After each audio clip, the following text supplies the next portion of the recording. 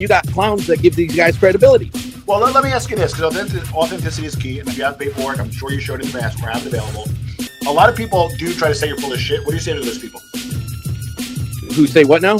A lot of people think that you're full of shit or exaggerate your background. What do you? Me?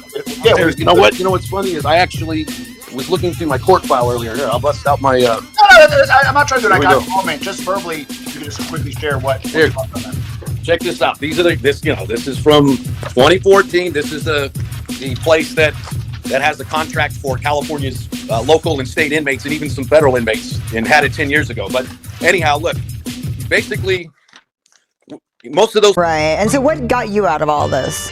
Well, when I was 18, I was pinched, that's an arrest for grand theft, and it could have been much worse. I didn't snitch on the other guys who got away. Me and one other person were arrested, and at the time, my life was already getting out of control. I was out on bail from Fresno County Jail, and while I'm out on bail, I met up with one of my mob contacts from Michigan out here, and I actually took a load of marijuana back there.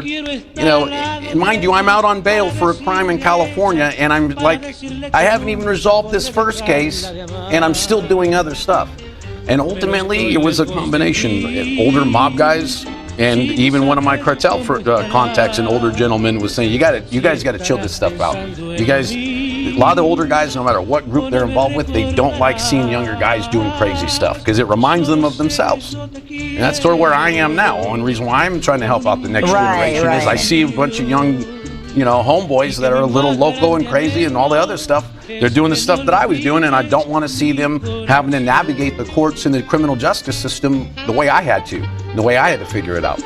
And so they were telling me, you need to chill this out, move more towards the less, the stuff that isn't going to lead to violence as much, or possibly. Right. And then that's when it went more towards casino stuff. And then another thing happened. This was February of 1994. I was arrested.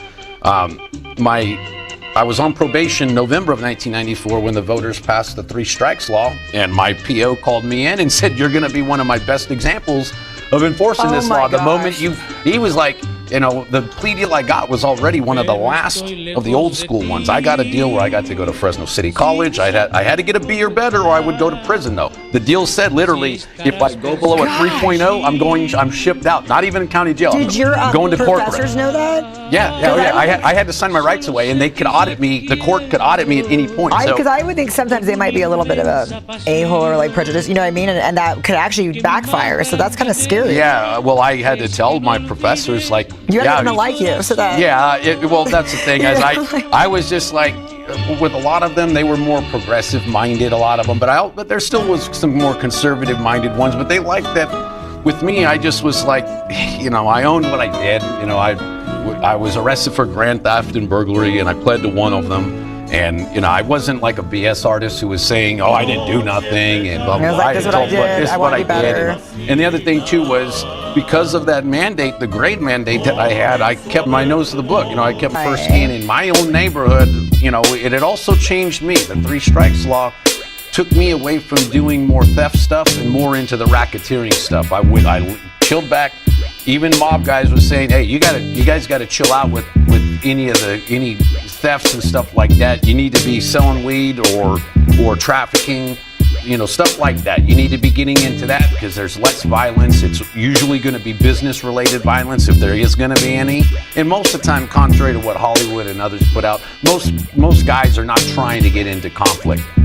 My number one job after a while here, moving weight out of California to Michigan, where the mob family I was connected was from, my number one job was to keep the peace. My number one job was to make sure there were no issues with us and our Mexican contacts for the lower quality marijuana. And then because everybody wants to make money at the end of the day. You want your product with our contacts up north in the northern part of the state for the growing of the higher grade stuff we used to be involved with. But so the laws themselves with these kids now, it went back the other way. So they get, and I say kids because most criminals are going to be, in my view, between the ages of about 15 to roughly 30, 35. Yes, right. Over 18, they're not technically children, but many are immature, let's be honest. So, but